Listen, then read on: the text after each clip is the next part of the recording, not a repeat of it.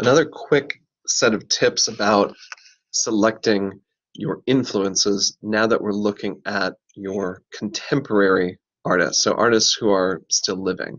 This may be a little bit easier for us to do since a lot of artists have pretty active social media accounts, and there are lots of resources floating around that provide us with easy access to images. That can be both good and bad. So, am I suggesting that you shouldn't consider artists that you've discovered through Instagram or other social media accounts? Definitely include those. Definitely think about artists whose work literally touches your life. But be aware that some of the social media sites in particular have both artists of renown, artists with successful careers, artists who are established, as well as artists who are at the beginnings of their careers. And sometimes it can be hard to tell the difference. For instance, with Instagram, Mickalene Thomas is one of the most successful women in painting and photography, installation, and mixed media work, active working artist of our times. Could not have a bigger profile, uh, could not be more influential. At first glance of her Instagram page, you might think that it leans a little bit more into advertising, but if you dig a little bit further, you can see why she has become so massively successful and well known. The imagery is very empowering. It's imagery that does touch on areas like fashion and advertising, but does it in a visually compelling and an incredibly artistic way. So you can see that she is using her social media to promote all aspects of her career. This in particular would be a piece that definitely was uh, well received publicly. It received a lot of acclaim. It was written about, and you can see in her links there exhibition details. So you certainly can see this type of thing on social media. So go for it. There are, of course, local artists who are just emerging, and that's not bad.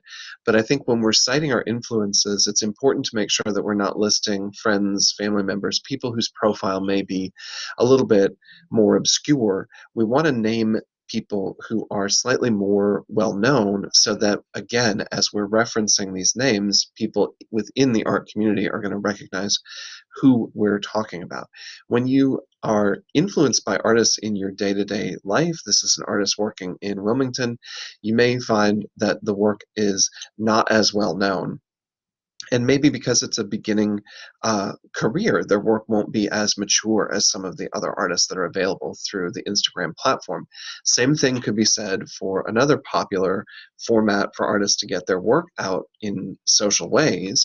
The DeviantArt site contains work by artists both with training and who are at the beginnings of what will, I'm sure, be very successful careers. You certainly can see that here. This particular artist has been trained in traditional ways of drawing, painting, etc., and you can see that in the quality of the work. But his work is hosted on the same site that is really more fan art by people who, on the surface, may seem to be dealing in areas or creating work that looks somewhat accomplished in terms of what you see in cartoons, television, animated series, etc., but it's just not of the same polish. So be aware that what we're looking to do is to cite artists who have established careers. If it's going to be someone in illustration or in anime or in manga, make sure it's somebody who's published. If you're going to list someone who is working in computer generated imagery, make sure it's someone who has been an artistic director or graphics designer for multiple projects that are known. Another way of looking for your contemporary influences is to kind of use some of your art history classes as a go-to source. If you look at more contemporary movements, 20th century, 21st century pop art, for instance, or in this case, photorealism, if you use a site like artcyclopedia.com, you can quite quickly find modern or contemporary movements or styles. And if you scroll to the list of artists who are included within those, you'll find artists who were born recently enough that they're still alive, still working today, and that's perhaps one way of going about finding someone like James Torlakson. I used Artcyclopedia to find contemporary photorealist painters. His homepage is listed right there with Artcyclopedia. You go there and you immediately see the quality of the work that he's doing. So you've got someone who relates perhaps to an interest that you have in realism, but you're naming someone who has an established and vibrant art world career. Another way of doing that would be to use the trade publications, like the magazines, the leading art review magazines, such as Art in America. What I often suggest for people is not only to consider the artists included in the main articles, cover articles, but to go to the reviews section and look at the reviews that they're highlighting of artists who are perhaps slightly less well known but are beginning to emerge. And that's where I discovered this work. The most recent September 2020 edition of Art in America includes a review about an artist named Trevor Paglen, and Paglen's website has these incredibly beautiful realist paintings that also have these beautifully rendered mathematical and geometrical designs included within them. So that might be of interest to someone who is interested in photorealist painting. So that gives us two names right there of artists who are working today, who are contemporary and who have an established art world presence. Another way of going about it that you might want to try is to use an established museum that collects modern and contemporary work. The Museum of Modern Art in New York has a really vast database of their collection that you can research. If you go to the MoMA's website and you click on Art and Artists, then click on the collection, and then play with the filters that they allow you to use. If you click on the filters, you can change it to set it for specific types of work like painting, drawing, sculpture, photography, and you can also limit the dates. You notice here I've limited it to things that have been recently acquired. That's what recent acquisition means, a recent purchase. Works that were purchased within the last decade, and specifically ones where I can see the image.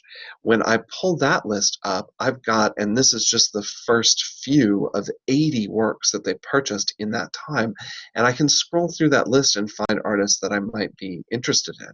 I kind of grabbed one at random. This is the work of a really remarkable photographer, Lyle Ashton Harris. This is a piece that was purchased by the MoMA, and then knowing his name, knowing that he was someone that had been collected by this major museum, I went to his website and discovered links to other works. One of the most remarkable, of course, is his work that was included in the Whitney Biennial. Many major museums host either annual or, in this case, semi-annual, every other year, biannual exhibitions that showcase the best cutting-edge contemporary work. So the Whitney describes, and of course the Whitney is an art museum that specializes specifically in American artists, so another good resource for you. This is their own phrasing right here about what the Whitney Museum sees the role of their biennial exhibition as being.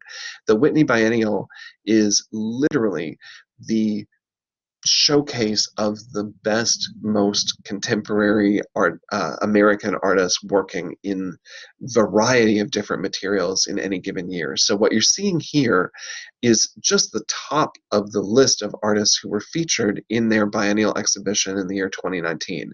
So if you want to know what's going on in the art world, in the areas that you're specifically interested in, whether that is painting, illustration, movement-based works, video, performance, photography, all sorts of contemporary work can be found simply by researching these particular areas. So it's a great way of keeping yourself up to date with what's going on in the field. When you present to a four-year university, perhaps you're thinking about transferring from Cape Fear to a four-year school, when you present your work to a gallery, it really helps to know where the art that you're making has come from in terms of your influences from the past and what's going on in the art scene right now and how you fit into it by knowing what contemporary artists are of interest to you.